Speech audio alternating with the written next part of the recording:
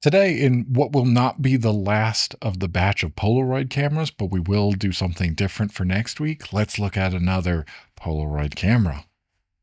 This is the Swinger. The Swinger Polaroid land camera Model 20. Very colorful design on the box here. Pretty simple. The actual camera itself, okay, yeah. Mostly plastic. Definitely different from some of the ones we've seen before. Got a slot to open it up. Okay, let's start looking through it, huh? How about this? It's got instructions on the back, exactly how to use it. You should squeeze the red knob, turn to best, yes, release knob, yes goes out. What exactly does this mean? Well, why don't we start getting into what I was able to learn about this? The Polaroid Swinger was first made in 1965 and sold in the USA and England. The Model 20 was called that because the goal was to create a camera that cost around $20. I found an ad from 1966 that was listing it as $19.95. That is $201.19 today. It was the first truly inexpensive instant camera. Apparently, that made it one of the top selling cameras of all time.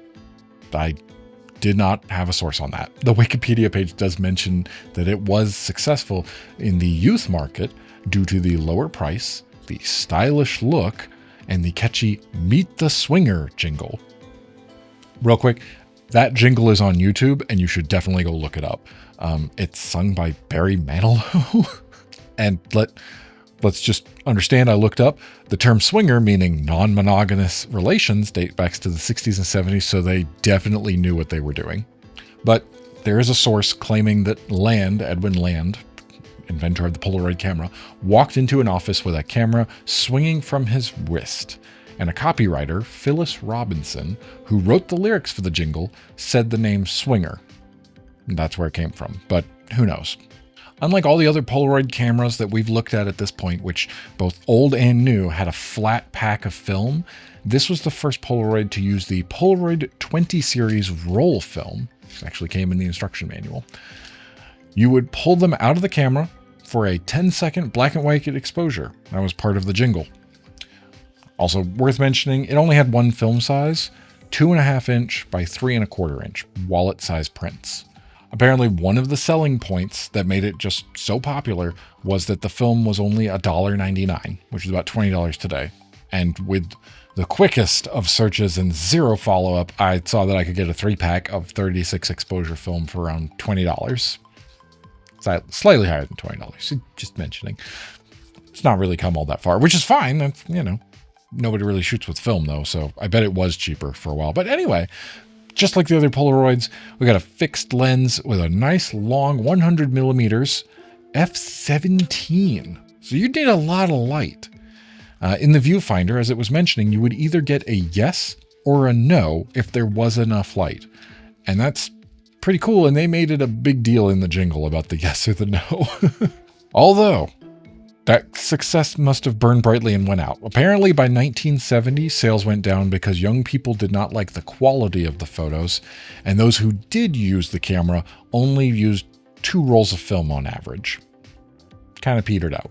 The Wikipedia page also mentioned 2 variants of this camera, the Model M15, the Swinger Sentinel, or just Swinger 2 outside of the US, which was the cheaper Swinger without the built-in flash.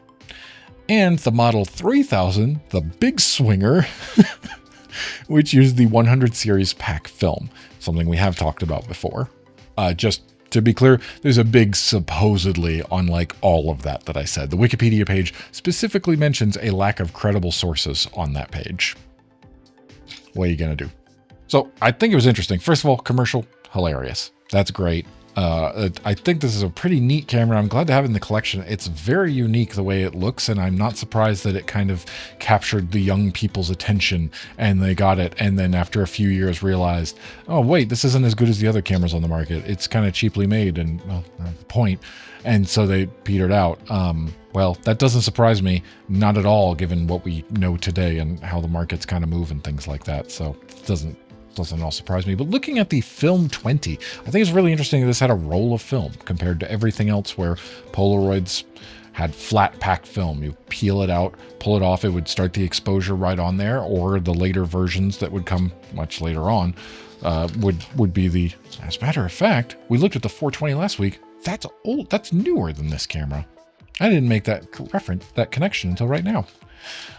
Instructions on how to use the film: hold the camera in one hand and then you'd peel the film out here, pull it out, and it would start exposing. Within 10 seconds, you would have a black and white image.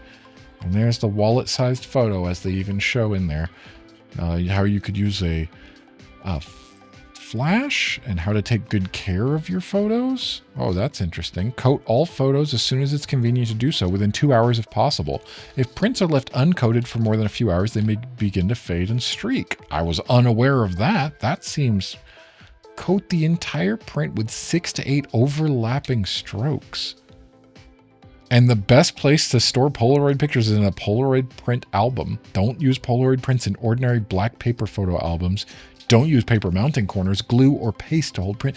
Buy our specific albums in order to store your specific Polaroid photos. And this is also interesting. This process uses a caustic jelly, which is safely packed in sealed containers inside the large film roll. If you accidentally should get some of this jelly on your skin, wipe it off immediately.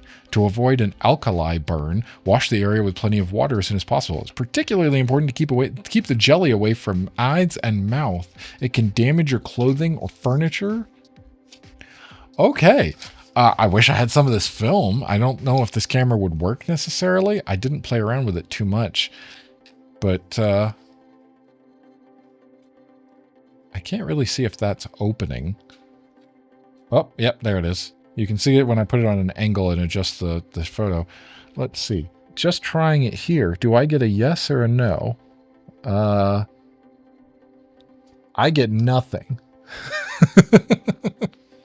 So I don't know if it's because there's no film in there or the lighting conditions aren't exactly right. Like it said, that did need quite a good bit of light, and it specifically gave distances and things. But when I look through, it's very similar to some of the other Polaroids we looked at, where there's a viewfinder and then there's another little one below it. And that, when I look through and adjust the knob, it just goes red. I don't know if we'll be able to show this. Try though.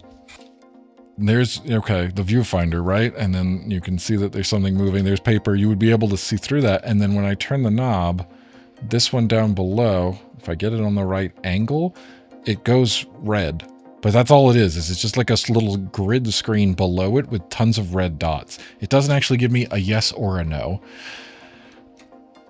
Does that mean that it's broken? Squeeze the red knob. I don't know why it wants me to squeeze the red knob on the instructions, but yeah, that's not... There is a little bit, these little indents here are specifically... Come on, focus. Hey. I don't know why it wants me, specifically the instructions say to squeeze this red knob first. It doesn't seem to do anything, but you do turn it and adjust your focus distance here, I suppose, and then make the exposure. I don't get a yes or a no or anything like that. I simply get red grid across. Is it because there's no film in there? I'm not sure. But it's a cool looking camera for sure. I can see why the swingers of the 1960s were into this. And they were swinging this camera all over the place. All right. That's all we've got for this week. Next week, not another Polaroid. We'll take a break and then we'll come back to more Polaroids. Promise you that.